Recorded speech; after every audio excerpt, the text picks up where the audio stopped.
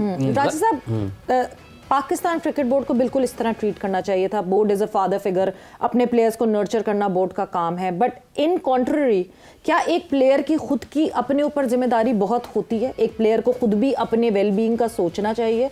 Australia की series ख़त्म होती है, 1 महीने का बीच में गैप आता है, जिम्बाब्वे की सीरीज़ गुजरती है, ऑलमोस्ट T20 के लिए वो साउथ अफ्रीका आ जाते हैं, दो के शायद मुझे लगता है कि बाबर आजम को T20 में साउथ अफ्रीका में नहीं खिलाना चाहिए था। वो time frame Babar could have applied here. Quaid-e Azam trophy हो रही थी, तकरीबन 5 से 6 मैचेस या 4 मैचेस में मिल जाते हैं। एक कायदे आजम ट्रॉफी जिसमें कोई बंदा देख नहीं रहा, जंगल में मोर नाच रहा है, किसी को नहीं पता। आपको पता है कि बॉलिंग स्टैंडर्ड भी वैसा नहीं है। इससे ज़्यादा आइडियल क्या प्लेटफॉर्म मिल सकता था कि बाबर आजम वहाँ जाते, रन्स बनाते, फ्लो लेकर आते, मेंटली अपने आप को उस शेल से वापस निकालते जो कि उनके साथ पास्ट में होता रहा, और फिर आते और आके चैलेंज करते हैं यहाँ साउथ अफ्रीका में ODI में वापस। इसके लिए बड़ा ज़रूरी है कि क्रिकेटर हिमसेल्फ, उसको एक थिंकिंग माइंड होना चाहिए। एक तो पहले इससे हम लोग हमें इसमें बड़े चैलेंजेस हैं, एक बात ये होगी। दूसरा, फिर आपकी कोई हाई परफॉर्मेंस सेंटर में ऐसा थिंकिंग हो जो कि अभी यस कम इन, आ जाओ, एनफ इज एनफ, अब तुमने यहाँ पे कुछ ये करना, उसको वहाँ इन्वॉल्व कर दें। हमारी हर चीज़ बदकिस्मती से टॉप पे कन्वर्ज हो गई है। लान तान हो रही है, क्रिकेट बोर्ड पर ही हो रही है, लान तान हो रही है, कप्तान पे हो रही है। हमने नीचे वाली सारी चीज़ों को भुला दिया है।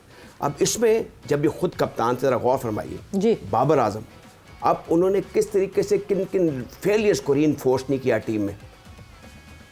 वो बड़े बड़ी टर्म्स कॉइन हुई हैं कि जनाब ये वो ग्रुप है, ये वो ग्रुप है। ये उस वक्त क्या करते फिरते थे, उनको खुद अपनी अदाओं पर भी जरा गौर करें। रहा सवाल पाकिस्तान क्रिकेट बोर्ड का, इसमें क्रिकेटिंग माइंड्स बड़े कम हैं। चले एक स्ट्रॉन्ग आदमी आ गया है, मैं इतना उनके साथ इजहार यकजहती नहीं कर रहा आकिब जावेद से, लेकिन मुझे पता है कि वो चीज़ों को समझते हैं, वो बात एक्सप्लेन कर लेते हैं, बात मनवा भी लेते हैं और खड़े भी हो जाते हैं। तो अगर बाबर आजम इतना मनवाई, फिर से T20 में हमारा ओपनिंग पेयर वही बाबर रिजवान हो गए। मेरा ख्याल था एटलीस्ट आकिब जावेद के आने के बाद एटलीस्ट वो फुट डाउन करेंगे, मगर मुझे ऐसा लगता है कि जैसी PCB की पोस्ट पे कोई आ जाता है, एक अजीब सा खौफ है प्लेयर्स से। हमारे सारे डिसीजन मेकर्स। बड़ी इंपॉर्टेंट, मैं रास्ते में सोचा था आज शेयर करूंगा।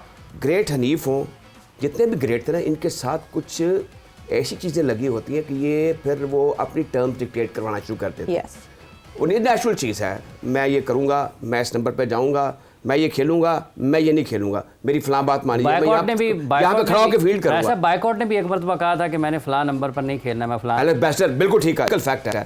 उसने कहा I should be the future captain of, I am the greatest ever batsman produced by England. तो एलिस बैट्समैन ने कहा अच्छा चलो, you are banned, you are not playing next test में। सिमिलरली जॉन स्नो के साथ भी नहीं, यहाँ पर ये नहीं है ना। अब देखें ना, वो बेचारा आप देखें, Kevin Pietersen went out of discipline, एक बहुत बड़ा खिलाड़ी इंग्लैंड का, and he was told thank you very much. इससे ज्यादा बर्दाश्त नहीं कर सकते हम आपको। मगर यस, वक्त यहाँ पे जो है वो ब्रेक का हुआ है, ब्रेक पर जाने। जब ब्रेक से वापस आएंगे तो जरा ओपनर्स पे भी नजरसानी करेंगे, बिकॉज अब्दुल्ला शफीक, जिस तरह हमने कहा कि फेलियर्स के बाद ज्यादा चांसेस मिल जाते हैं उन लोगों को जिन पे शायद बहुत ज्यादा मोहब्बत होती है, ट्रस्ट होता है। साइम अयूब ने बड़े अच्छे खेल का मुजाहरा किया है। अब्दुल रऊफ साहब और राजा असद अली खान साहब हमारे साथ स्टूडियोज़ में मौजूद हैं। टेलीफोन लाइन पर हमें ज्वाइन किया है सरफराज नवाज साहब ने। सरफराज साहब अस्सलाम वालेकुम।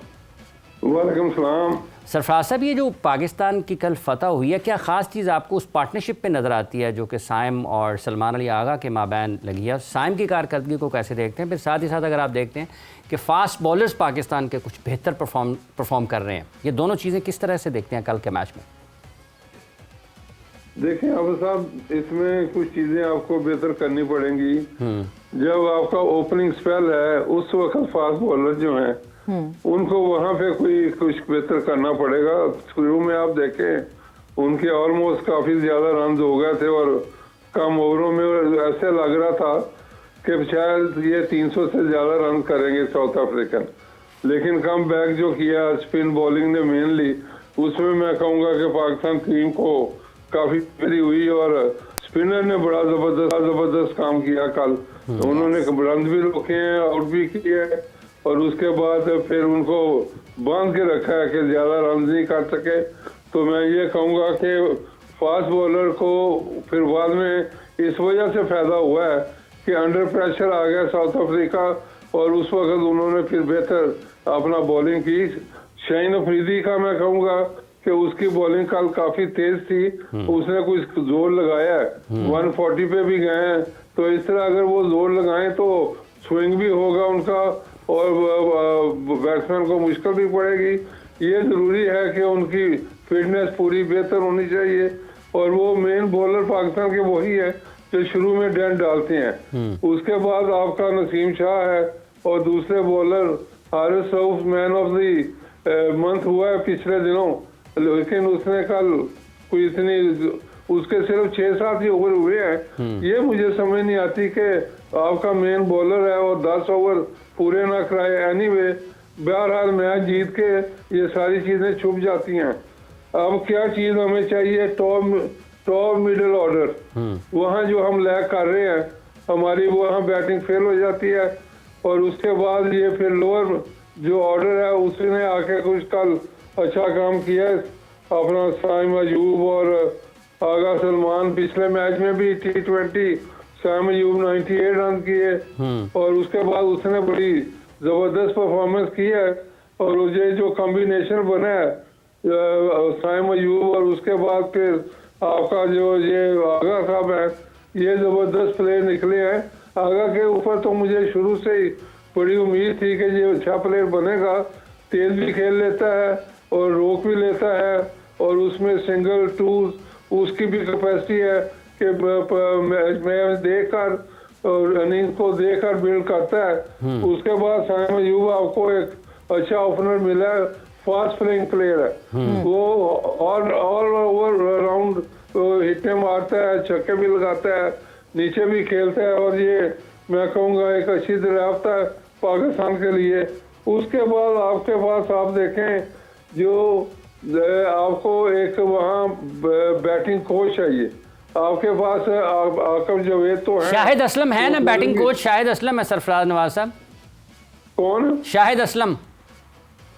नहीं, वो इतने लेवल का नहीं है। वो टेक्निकल आदमी जरूर है, कंप्यूटर के ऊपर देख के बता सकता है, लेकिन जो ग्राउंड के ऊपर देख के और उसके बाद जो विजुअलाइज करने वाला है और ये प्लेयरों को बुला के जो चंद प्लेयर आपके हैं, वो अमर सुहेल या इस तरह का कोई एक्सपीरियंस आदमी चाहिए और प्लेयरों को बताए कि क्या गलतियां वो कर रहे हैं बैट्समैन। और उसके बाद उनको ये नहीं कि ग्राउंड में ले जाके सिखाना शुरू कर दे। जैसे मियाँदार ने 8000 रन किए हुए थे अपना ये आपके बैट्समैन ने, इंतजाम ने, और उसको कोच कर रहा था कि आपका बल्ला इधर से आ रहा है।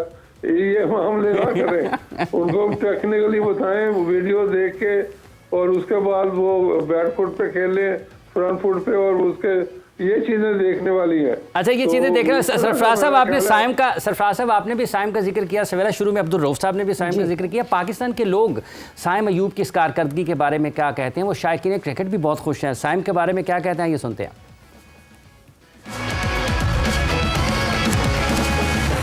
अयूब की कल की जो परफॉर्मेंस पूछ रहे हैं बहुत अच्छी थी। वो मैच विनिंग इनिंग थी।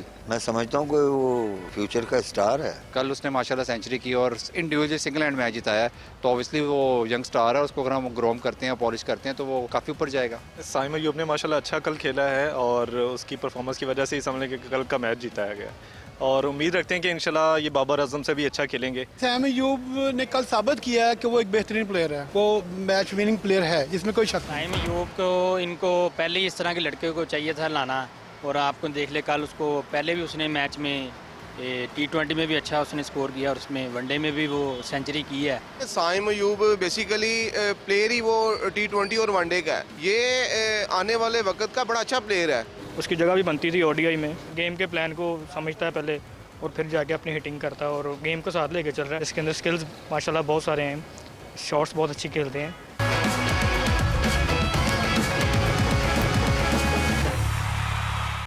सरफराज साहब, साइम की बात हो रही है, गेम के प्लान को समझता है। आपको लगता है कि जो प्लेयर हमें टेक्निकली साउंड दिखते हैं वो प्लेयर्स गियर शिफ्टिंग में कहीं फंसते नहीं हैं? फिर जिस तरह कल साइम को भी हमने देखा कि जब एंकर बनना था तो वो एंकर बन के खेलता रहा, इवेंचुअली फिर उसने हिट आउट करना शुरू किया एंड जहां जिस जगह पे पाकिस्तान के फिर उस स्कोर को उस चेज में पहुंचाया सलमान अली आगा की पार्टनरशिप के साथ।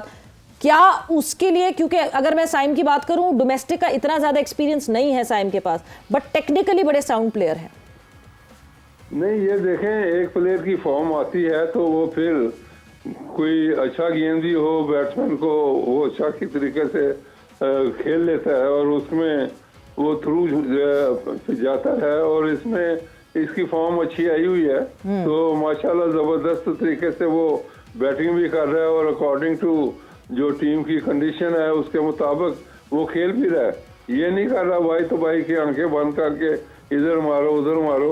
वो गेम को देख के हर चीज को विजुअलाइज करके एक अच्छी परफॉर्मेंस दे रहा है और मेरा ख्याल है कि ये अच्छी फॉर्म जो उसकी आई हुई है इसमें पाकिस्तान को बहुत जबरदस्त उसने ये कल विक्ट्री दिलवाई है, 100 किया है। तो इस तरह अगर वो कंटिन्यू करे और उसके बाद फिर जो पार्टनरशिप 140 रन की चली है वही एक पार्टनरशिप थी जिससे पाकिस्तान मैच जीता है। उसके अलावा तो आप देख लें कुछ भी नहीं। तो ये मैं कहूँगा कि टॉप मिडिल ऑर्डर जो है उसमें रिजवान को कोई परफॉर्मेंस करनी पड़ेगी। उसके बाद फिर बाबर आजम 20-30 के ऊपर जो आउट हो रहा है वो तो 30 रन कर लो तो बैट्समैन सेट हो जाता है। उसके बाद तो उसको फिर आगे लेके जाना चाहिए। जैसे बाबर आजम जैसे बैट्समैन हैं, पता नहीं उसके मेंटली कोई खुला हुआ है कि मैंने 30 रन ही करने हैं। ये चीजें सारी मेरा ख्याल है